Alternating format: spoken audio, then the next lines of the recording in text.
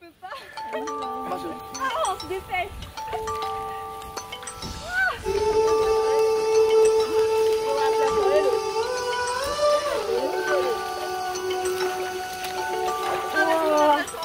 Il y a des poissons là-dedans. Il y a des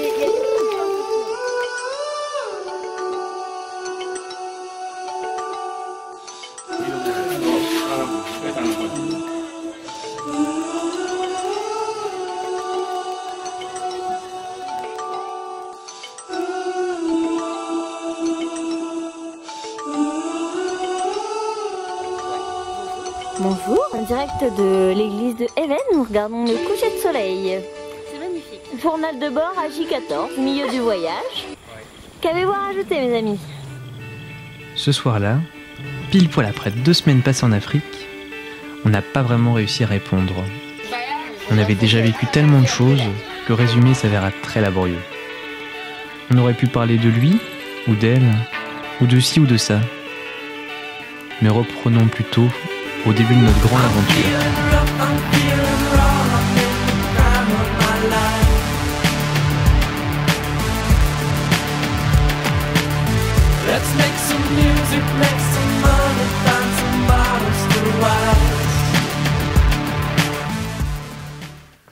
L'aventure commence à la faculté de médecine. C'est là-bas que nous nous sommes rencontrés. Lucie, Mélanie, Corentin et moi, Marion.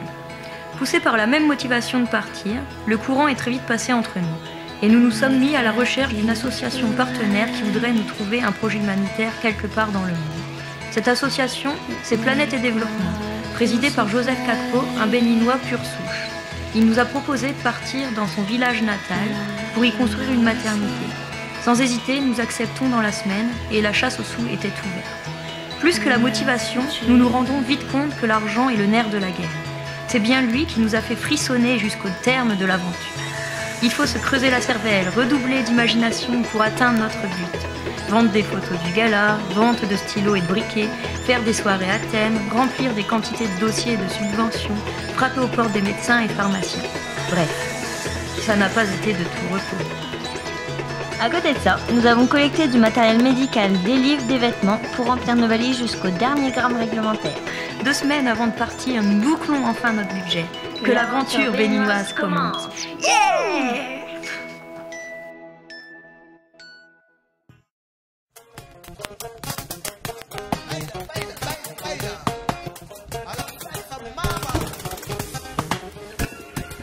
Début juillet, nous voilà réunis tous les 4 à l'aéroport pour nous envoler vers Cotonou, la capitale économique du Bénin.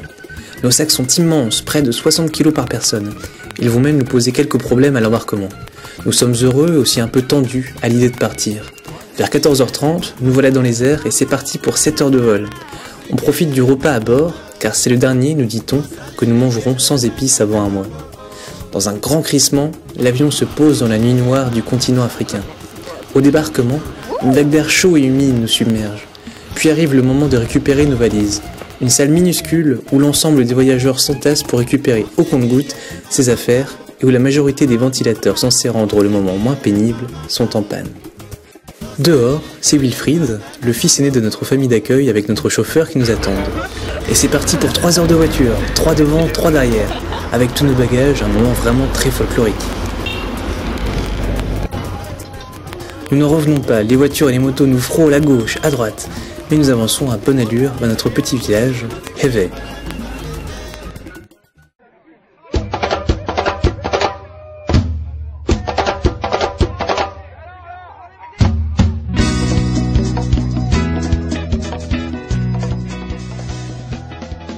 Alors on a vraiment été super surpris par l'accueil qu'on a reçu.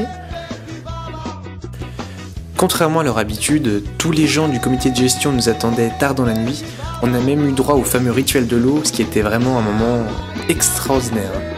Et dans la voiture, on était dans le noir complet et grâce à la lumière des phares, on voyait qu'on passait dans les petites rues de Hévé, qu'on frôlait les palissades de palmiers tressés. Et ensuite, nous sommes allés nous coucher sous une pluie tropicale qui battait sur les tôles.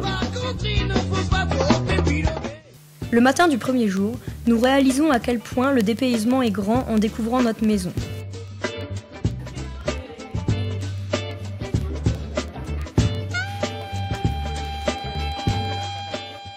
Le toit, les fenêtres, l'eau courante, l'électricité, les chèvres. Mais on se rend vite compte que l'on vit dans un certain luxe pour le village, car nous avons nos chambres et dormons tous sur de vrais lits. Il y a même des toilettes dans la maison, ce qui est vraiment très appréciable. Le chef de famille, c'est Eugène, notre papa béninois, toujours très inquiet de notre santé. Il est toujours prêt à nous offrir un petit verre de soda-bi. Sur sa moto, il fend l'air vers Comé pour l'achat du matériel de construction. Rien n'a réussi à altérer son grand sourire. La maman, Félicia, est la cuisinière en chef de la famille et ne ménage jamais ses efforts pour rendre le quotidien de chacun agréable. Son travail, faire des nattes. Ça, je peux vous le dire, ça demande une patience d'ange. Godine, c'est la cadette de la famille. Elle offre toute la journée sa joie de vivre à travers ses sourires et ses éclats de rire. Berlioz, aide-maçon, le temps de l'été, a participé à la construction de notre maternité. Fringant jeune homme la journée, il se transforme le soir venu en un joueur de cartes redoutable. C'est le roi du jeu de 7 familles. Wilfried, c'est l'accompagnateur de toutes nos sorties et celui qui nous a récupérés à l'aéroport. Cet infatigable danseur ne refuse jamais de faire la fête. Pour finir, on vous présente notre frère Lyoté. C'est lui qui a été chaque jour avec nous à nous parler de leurs coutumes, à nous présenter aux habitants du village, à nous faire découvrir le rythme de la vie africaine. Tous ont su nous mettre très vite à l'aise en nous considérant comme des frères ou leurs enfants. Nous sommes même renommés avec des prénoms béninois. Corentin devient Kwasi, Mélanie Amélé, Lucie Bailly, Marion Ameyo. Après avoir rencontré toute notre nouvelle famille, c'est autour d'une bière et d'un verre de soda-bi que nous faisons connaissance de toute l'équipe de gestion du centre de santé. Ce sont eux qui ont en quelque sorte commandé notre projet, et c'est grâce à leur exemplarité qu'il a pu aboutir. Nous en profitons pour visiter avec eux le dispensaire.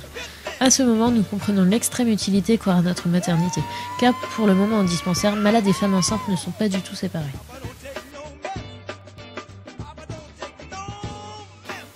Au fil des jours, nous connaissons de plus en plus le village de Hévé.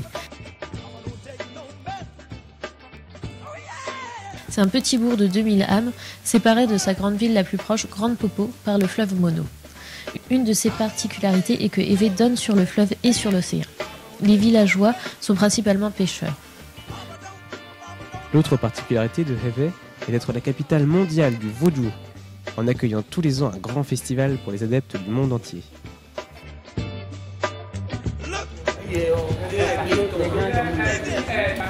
L'après-midi du deuxième jour, nous sortons pour la première fois du village, en Zem s'il vous plaît, qui est la moto à tout faire du Bénin. Direction Grand Popo. Le trajet est vraiment extraordinaire.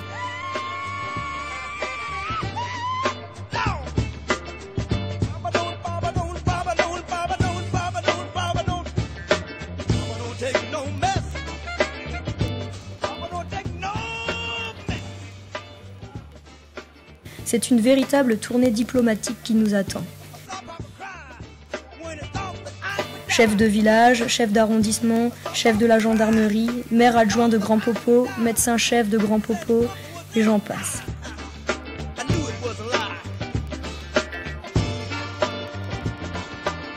Nous en profitons pour nous balader sur l'immense plage, célèbre dans toute l'Afrique de l'Ouest, et boire une bonne béninoise.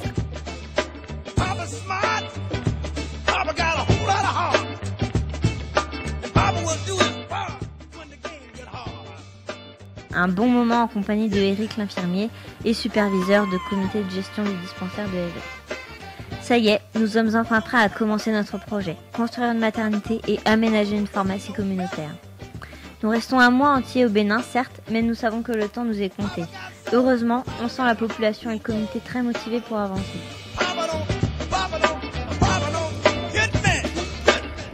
Plusieurs tonnes de briques sèchent déjà sur la plage depuis notre arrivée et n'attendent que nous, ou presque, pour être déplacés sur le chantier.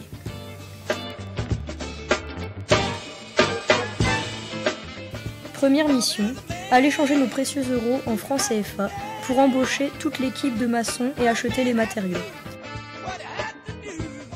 Tout ça se passe à Comé, la ville commerciale de la région, à une vingtaine de minutes à moto de Hévé. Nous payons à coups de millions et on pourrait presque nous prendre pour des trafiquants, avec tous nos billets qui ne rentrent plus dans nos poches. Une cérémonie de la première pierre bénit notre construction, arrosée bien entendu au gin et au soda-bi à 9h30 du matin, et nous enfilons nos tenues de combat pour porter des lourdes briques et des seaux de sable au chantier, à la méthode béninoise bien sûr. N'étant pas expérimentés dans le BTP, nous en resterons à ces tâches de manœuvre. Mais pas de panique, la tâche est colossale. Sans aucun engin mécanique, il faudra déplacer sur environ 150 mètres une vingtaine de tonnes de sable et quelques tonnes de briques. Alors Lucie, que retiens-tu de cette construction ? Moi, ce qui m'a marqué, c'est l'entraide présente chaque jour. Dès notre arrivée au chantier, les enfants accouraient vers nous et souhaitaient à tout prix nous aider. Pioche à la main, ils n'ont pas rechigné devant le travail. Une belle leçon de courage. Nous ne pouvions pas nous plaindre des conditions devant cette détermination. Sous un soleil de plomb, nous avons fait du mieux que nous pouvions pour faire avancer le plus rapidement possible les travaux. Plusieurs dimanches au cours du mois, l'ensemble de la population s'est rassemblée pour nous aider dans les tâches telles que le transport du sable, le transport des briques. Le chantier a avancé beaucoup plus vite que ce que nous pouvions imaginer.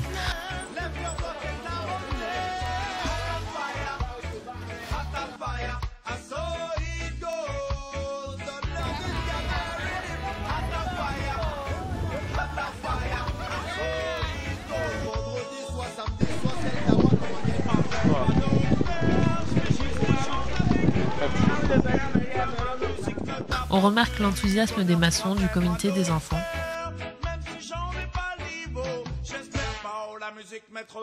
On remercie particulièrement Eric l'infirmier pour sa présence quotidienne et son aide dans la gestion du travail sur le chantier.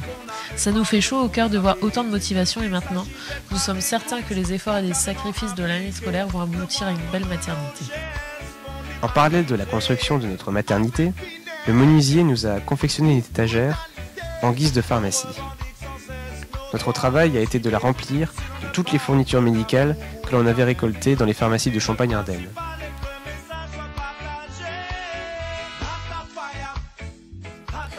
Nous avons aussi réhabilité les vieux lits du dispensaire, gâtés, c'est-à-dire abîmés par l'humidité, en leur appliquant une bonne couche de peinture anti-rouille et des jolies couleurs.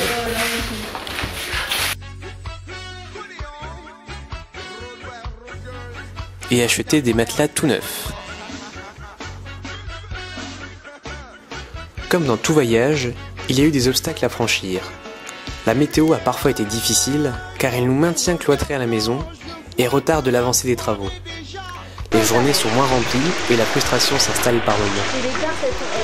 Par ailleurs, le rapatriement de l'argent au village a posé quelques soucis étant donné que nos cartes bleues ne marchaient pas. Plus frustrant que la pluie, nous avons l'impression d'être considérés comme des planches à billets. La réputation des blancs égale argent nous a valu quelques petits problèmes de compréhension. Ce qui nous a beaucoup marqué, ce sont les crises de palu tellement fréquentes qu'elles paraissent presque banales pour la population. Le parfum doux et agréable de l'Afrique prend parfois un arrière-goût amer.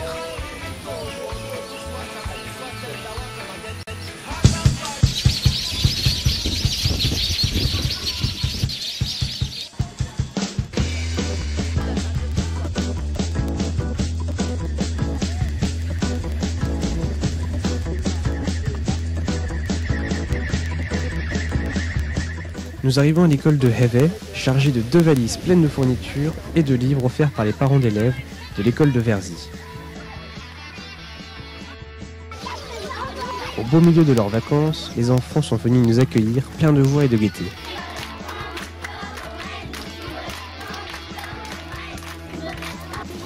Le directeur est très heureux de nous ouvrir les portes de son école.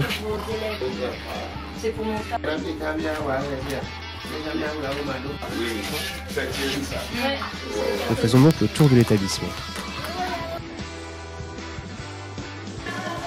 Constat flagrant, sureffectif, vétusté, mais le système D permet aux enseignants d'apprendre de bonnes bases à leurs élèves. Vivant tellement de choses incroyables, nous éprouvons le devoir de partager cette grande aventure avec nos concitoyens. C'est pourquoi nous avons mis en place un partenariat avec le quotidien L'Union, où nous y racontons chaque semaine nos péripéties.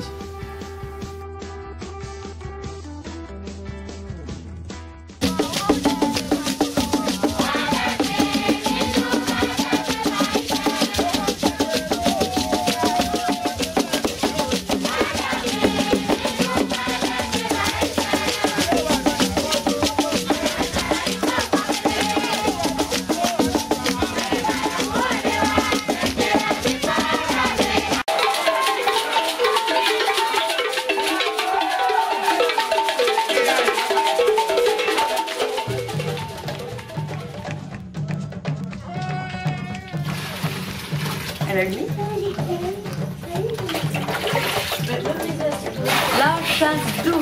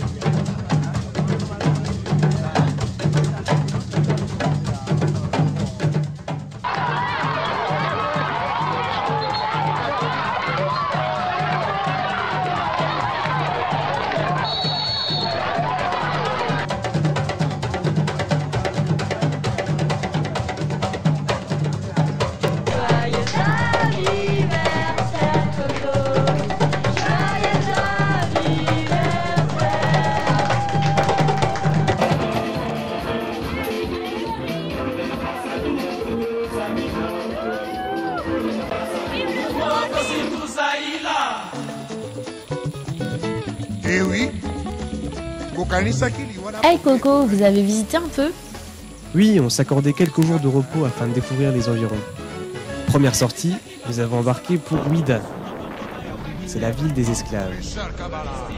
On a visité la route des esclaves, le club, la porte du non-retour,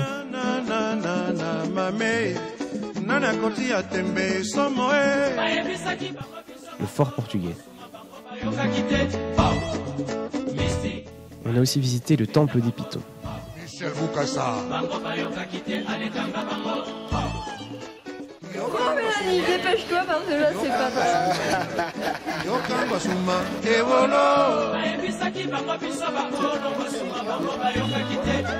Bienvenue Kindongo. Papi Salomon. Nous sommes aussi allés à la frontière du Togo, où nous avons été interpellés par les forces de l'ordre. En effet, les photos sur ce lieu étaient interdites. Nous avons été conviés chez un ami de la famille, Saturnin. L'accueil était très convivial. C'est une question d'honneur chez les Béninois de bien accueillir les étrangers.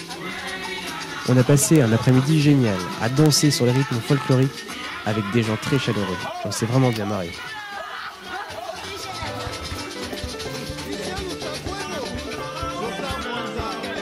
À la ville. Nous sommes aussi partis à Poso Tomé, ville thermale.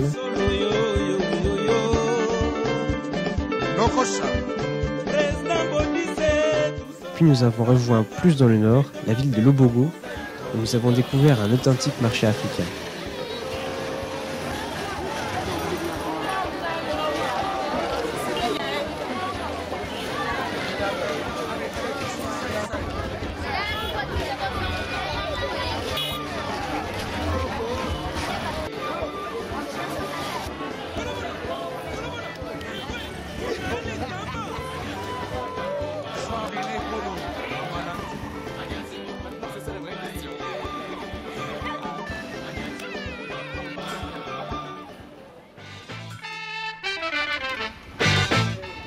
À bord de notre beau bateau, nous arpentons le fleuve Mono jusqu'à son embouchure dans le golfe de Guinée, appelé les Bouches du Roi.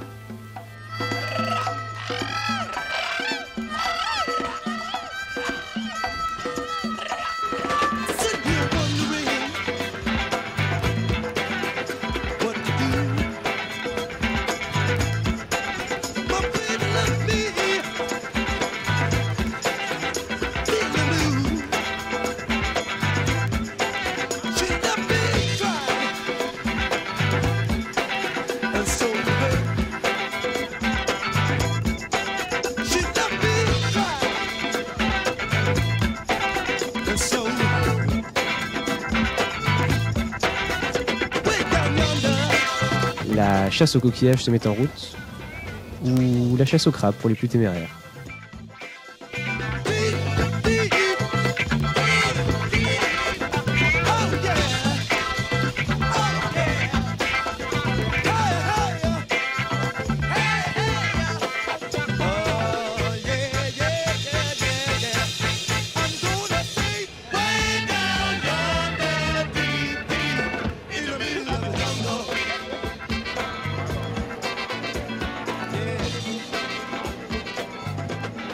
Nous avons découvert Ganvier. C'est une ville entièrement construite sur pilotis afin d'échapper à l'esclavage. On arpente les rues de cette ville sur notre beau bateau, c'est-à-dire une pirogue motorisée. On découvre une façon de vivre totalement différente de la vie sur Terre. Le marché se présente par un regroupement de pirogues, mais le seul revenu de ces gens est la pêche et le tourisme. La pauvreté y est plus franche que dans notre petit village. Les enfants suivent les yovos, c'est-à-dire les blancs, pour récolter un peu d'argent.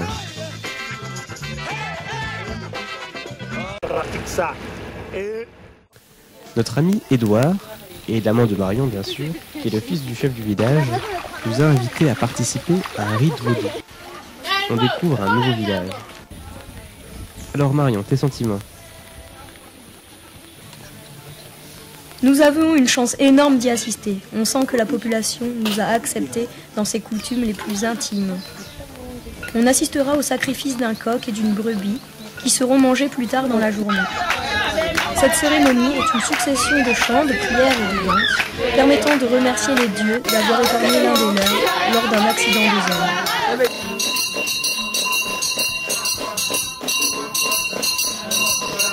Hé, Lucie! Tu m'avais pas dit que vous aviez fait des trucs trop cool avec les enfants? Oh si, plein.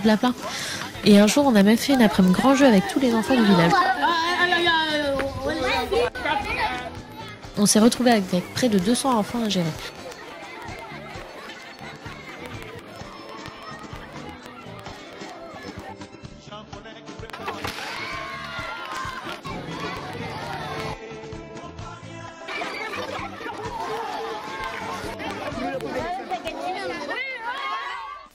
Pendant ce temps, la construction continue à bon train.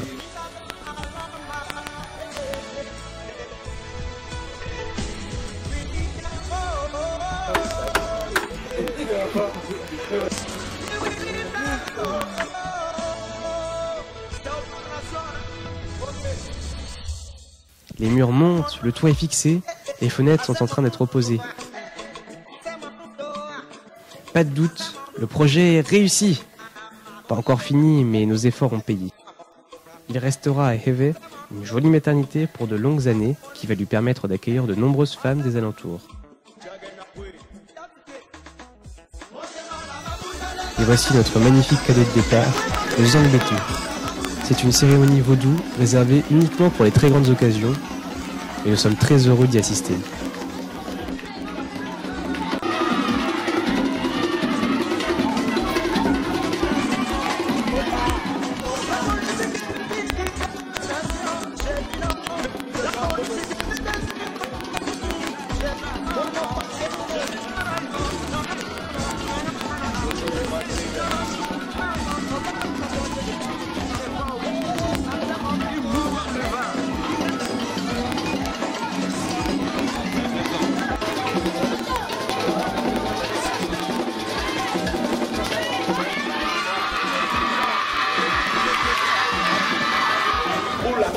De ce joyau. Sur ce, je vous remercie. Merci. Je remercie au nom des membres de nos ancêtres, merci. Au nom de Tout-Puissant et au nom de mes administrés, je vous remercie. On a besoin de vous.